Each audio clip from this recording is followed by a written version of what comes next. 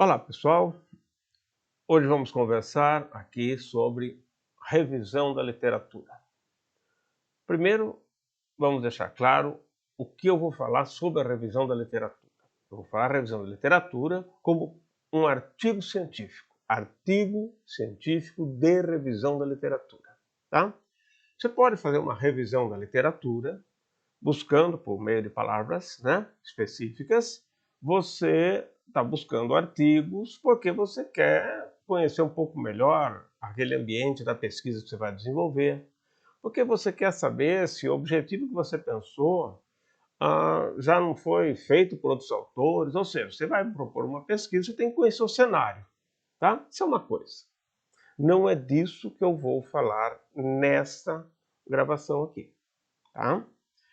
Eu vou falar de uma revisão que você faz como uma metodologia, um procedimento para responder questões, para trazer e estruturar conhecimento novo dentro da ciência, tá? Então não é uma revisão que você faz para dizer, olha, estão publicando isto, tá? Não, você vai trazer algum conhecimento novo dentro da ciência. Ou seja, você vai olhar o que está sendo feito e dizer algo que não está lá. São suas conclusões, as conclusões do trabalho de revisão. Tá? Essas conclusões elas podem ser desde a caracterização de algum cenário. Eu posso mostrar, por exemplo, como está a distribuição de uma doença numa certa região, ou até no globo como um todo. Eu posso caracterizar coisas, ambientes, comportamento de pessoas, seja o que for, por meio de uma revisão da literatura. Não é? Trazer isso e mostrar um cenário maior que não existe na literatura. Ok? Isso eu posso fazer. Eu posso também, como cientista, testar relações entre categorias e variáveis. Ou seja, eu posso, fazendo isso, testar hipóteses. Necessariamente você tem hipótese nesse caso. No caso anterior, não precisaria necessariamente ter hipótese. Tá? Em alguns casos sim, mas são mais exceções do que regra. Neste caso aqui, de fato, é o que se pratica, né? Você precisa de ter hipótese para fazer esse tipo de estudos de relações entre variáveis. Ok. Então, definido que nós vamos falar de trabalhos de revisão, artigos de revisão, que vão trazer conclusões novas para a ciência, que isso é o que interessa, né? Vamos então tentar analisar os tipos lógicos dessas pesquisas. Se você vai na internet, você vai ouvir falar as pessoas falarem, né, sobre a pesquisa narrativa, pesquisa sistemática, revisão, né, que é integrativa. Então, são tipos de revisão que eles colocam. Já ouvi falar também em revisão histórica. Já ouviram falar de revisão histórica? Eu pergunto, que trabalho de revisão, né, que não tem um cunho histórico? Óbvio. As pessoas vão arrumando nomes que não se ajustam direito àquilo, ou que não traduzem direito. Aí tem que colocar definições específicas que você tem que entender para saber, ele quer dizer isso, então sinal que o nome não está bem dado. No mínimo, não está bem dado, né? Mas, enfim, não vou aqui ficar falando das várias formas que tem, porque elas incluem equívocos conceituais, tá? Eu vou falar de alguma depois, mas só como um detalhe, né? Mas eu quero frisar para vocês que tem uma lógica que o cientista usa, né, para ele definir o que são revisões. Ou seja, o indivíduo que é cientista, ele olha para isso, às vezes ele dá risada, ele fala, o que estão fazendo aqui?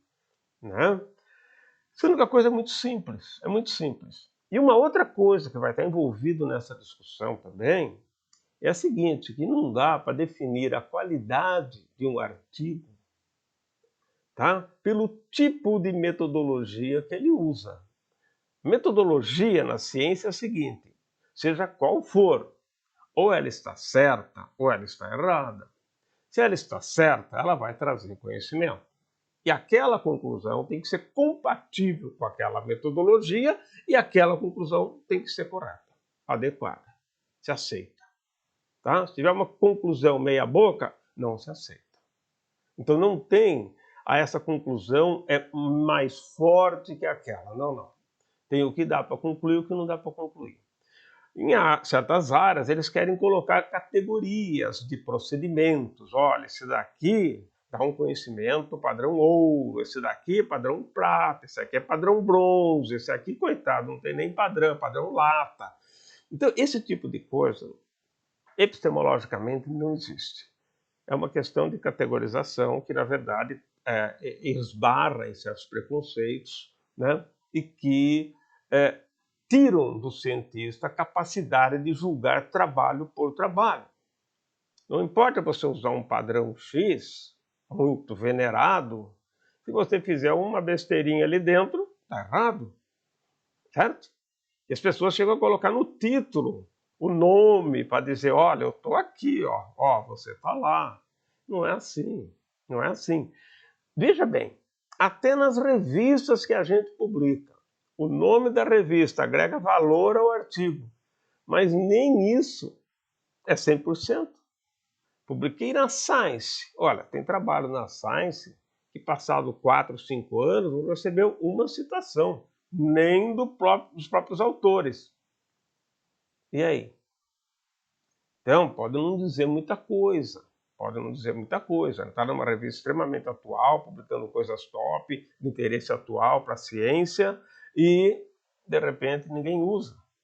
Né? Quando sai numa revista desconhecida, pode realmente levar mais tempo para ter um reconhecimento. Mas revistas assim, não. Então, veja, agregar coisas metodológicas ou critérios assim, a qualidade da pesquisa é difícil. Difícil não, né? Não deve ser feito. Tá? Então, vamos lá. Como que a gente pode, logicamente, né, definir, então, essas pesquisas, tá? Veja, a gente encontra algumas definições na literatura que falam assim, por exemplo, essa pesquisa é integrativa, ela é mais ampla quanto? Quando você faz uma revisão para pegar uma área. Essa área, ela tem um contínuo, desde muito específica até mais ampla. A pergunta que se faz pode ser desde muito específica até mais ampla. A partir de que momento é integrativo e não é? Usou duas áreas diferentes, mas o quão diferentes elas são? Não, tem que usar 3, 4, quanto? Qual o critério para achar um ponto de corte? Não há. Não há. Eu consigo definir extremos. Mas veja, isso não é uma questão relevante para o cientista. Não me interessa quantas áreas você investigou. Eu quero saber qual a resposta daquela pergunta.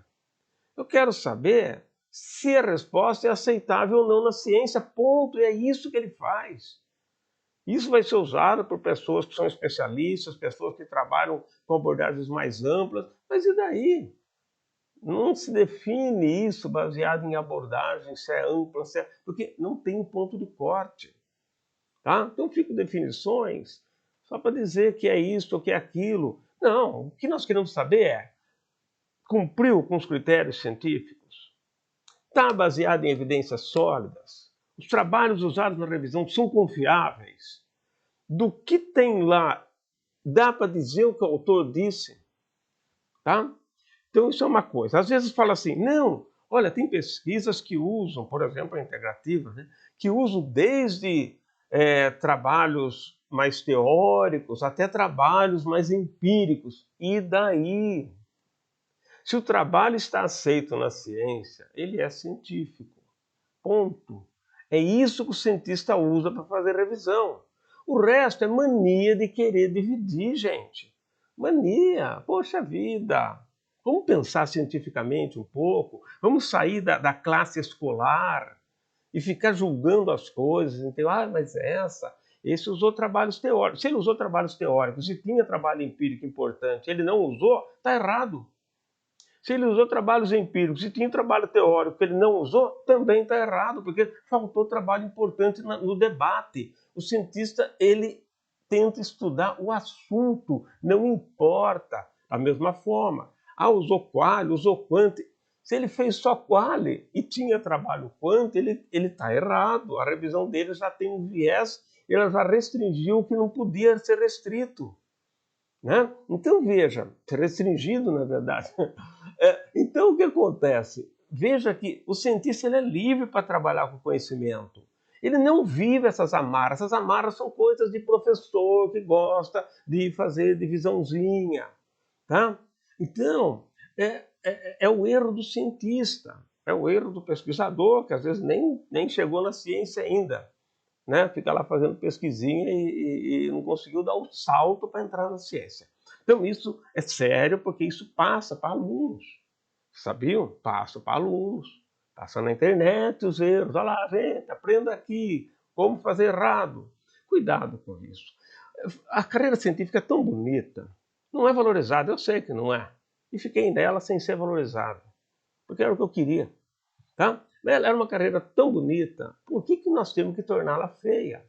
Por que nós temos que trazer para ela vícios que só empobrecem a postura científica? Então, gente, essas coisas não tem jeito. Olha, ó, tem lugares que falam assim, que isso aqui inclui estudos com vários delineamentos, vários tipos de delineamento. E daí? Se o delineamento está certo e produzir o conhecimento válido, tem que entrar. Se aquele conhecimento interessa para aquele foco da revisão. Se aquele delineamento está errado, então não vai entrar mesmo.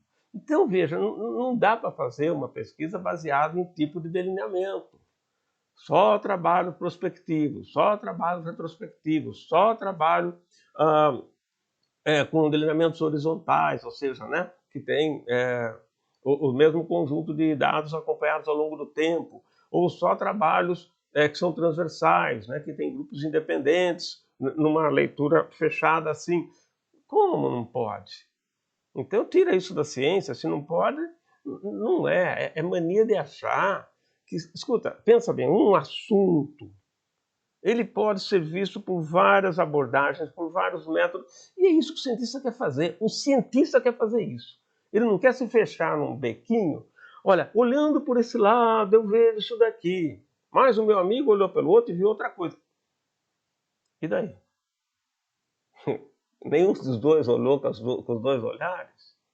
Né? Então, esse tipo de coisa empobrece a formação científica das pessoas, porque elas acabam achando que isso parte de um pressuposto científico, e não parte de um pressuposto científico. Se partisse, tudo bem, mas não parte. Tá? O que nós temos que fazer na análise é comparar o que dá para comparar. Certo? Mas eu tenho que pegar trabalhos, se ele fez com outra metodologia, pode dar outra coisa. Bom, se eu quero estudar um fenômeno, por uma metodologia dá uma coisa, por outra dá outra, então não dá certo.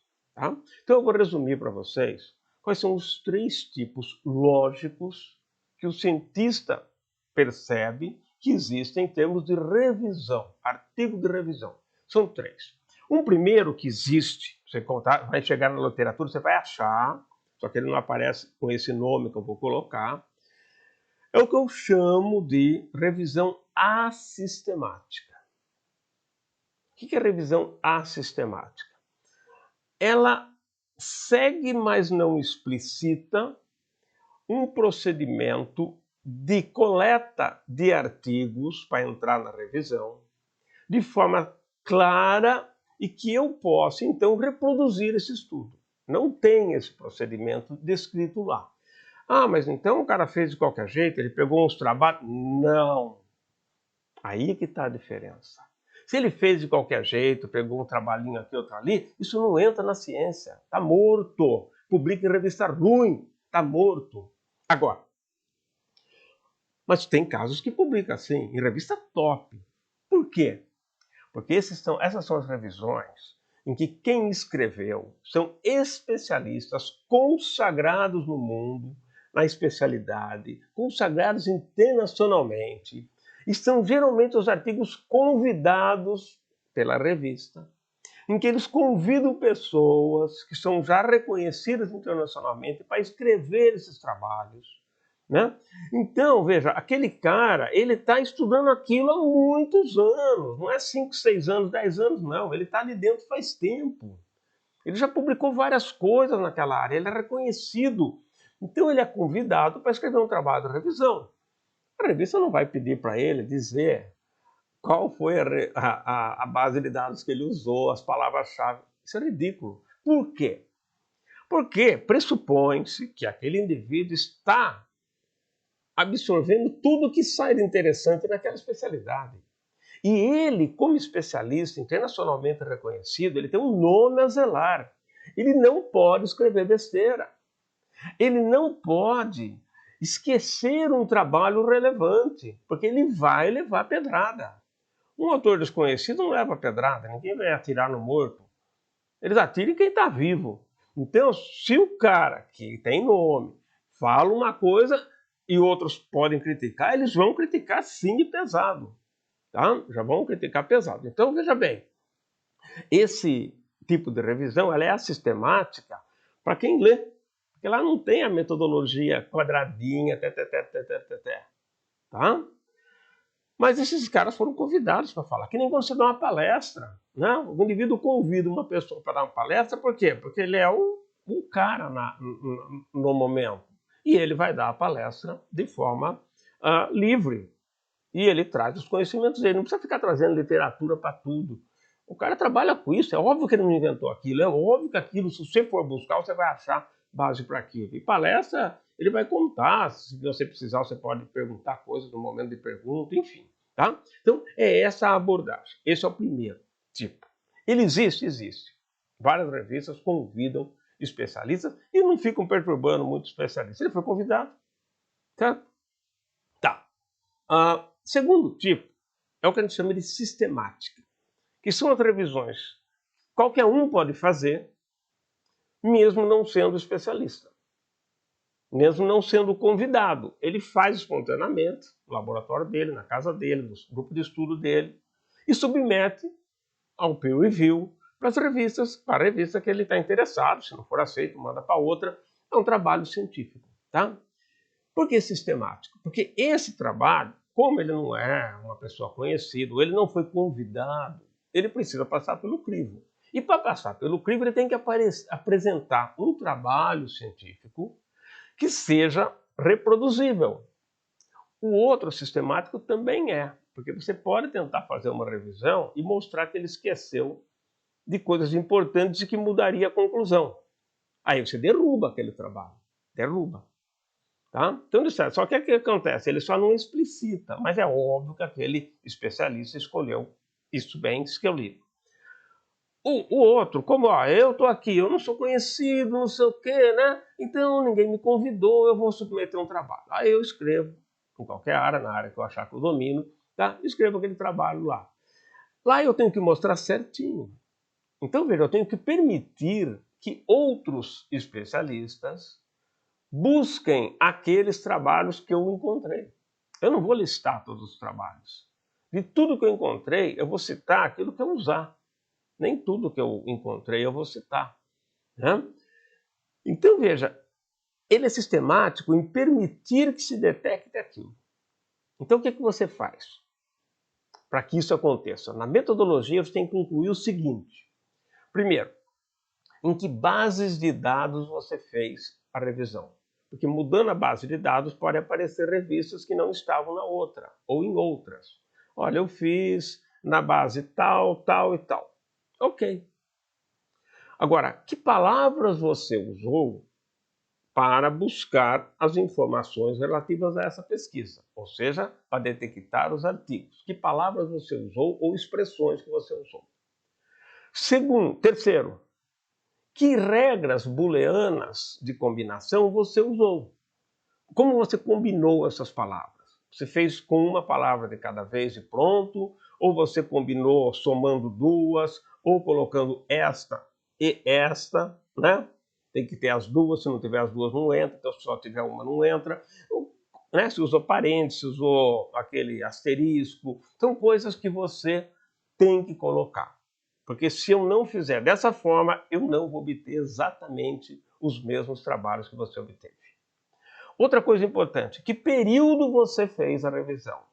Você considerou de 1900 até 2022? Você considerou de 1950 para frente? Quantos anos você fez? De qual período?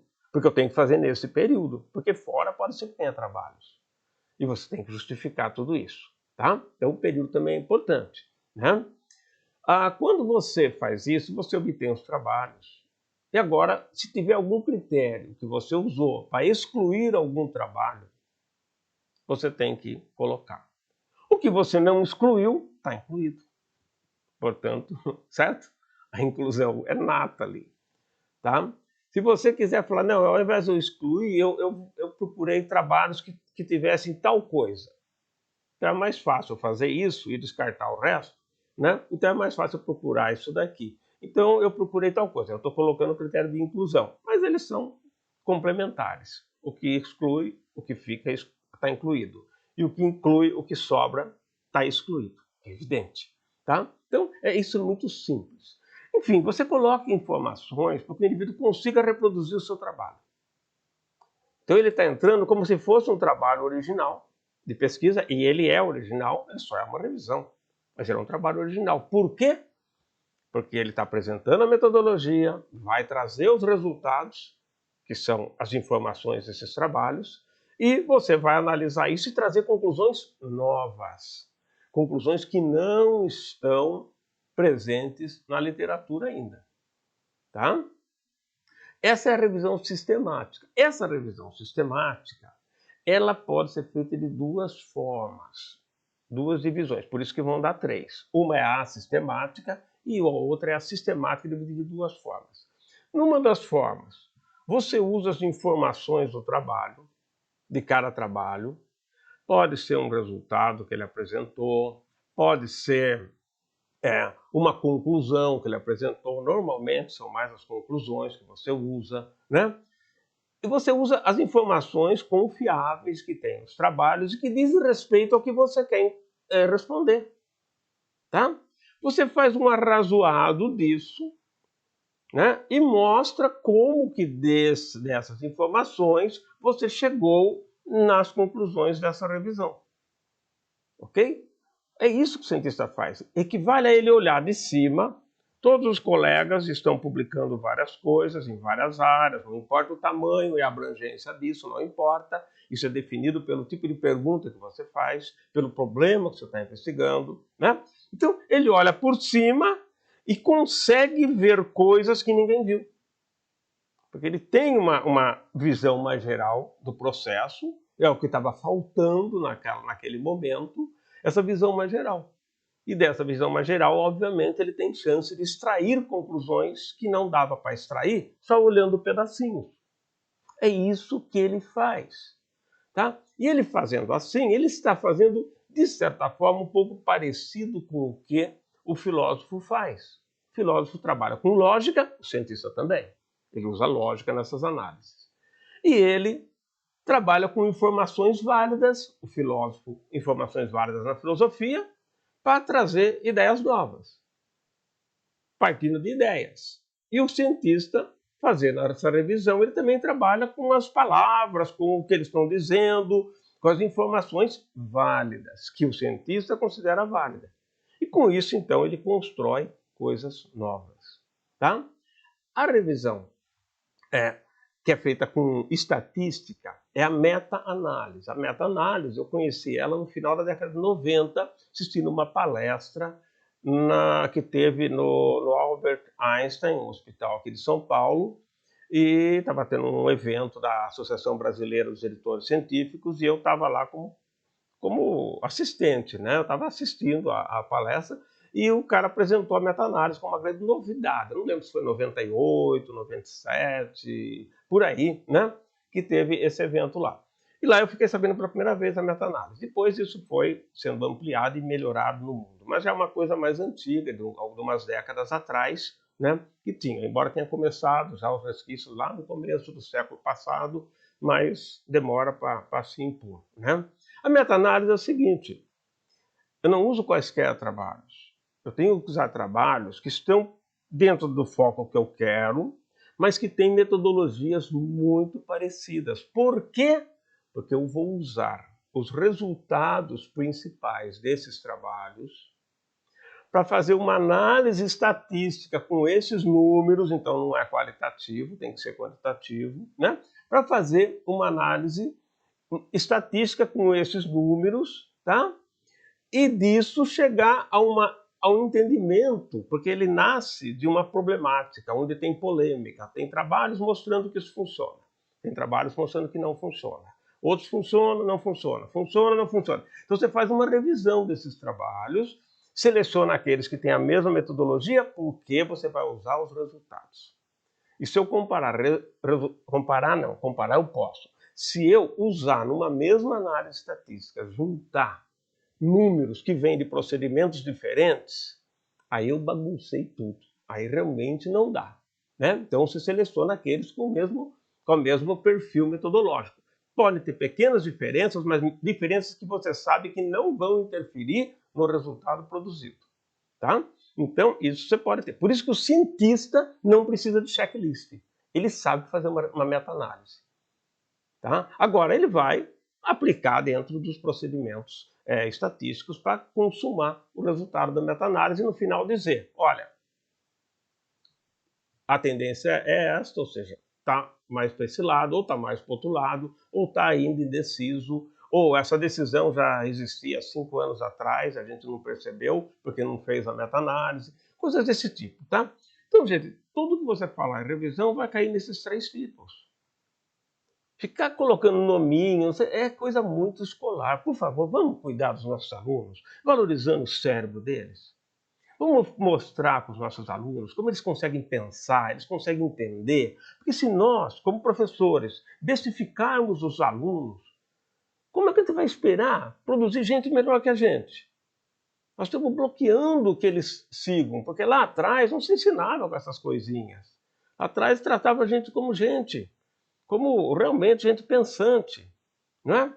Então vai, gente, de um lado as minhas críticas, do outro lado a minha explicação, espero que vocês aproveitem, se não gostar das críticas, aproveitem a explicação pelo menos, pensem nisso e que vocês consigam então produzir e seguir em frente fazendo coisas muito melhores do que nós fizemos. Esse é o objetivo, né, de trazer polêmicas e de trazer coisas interessantes por aqui. Ok, gente? Então, até a próxima.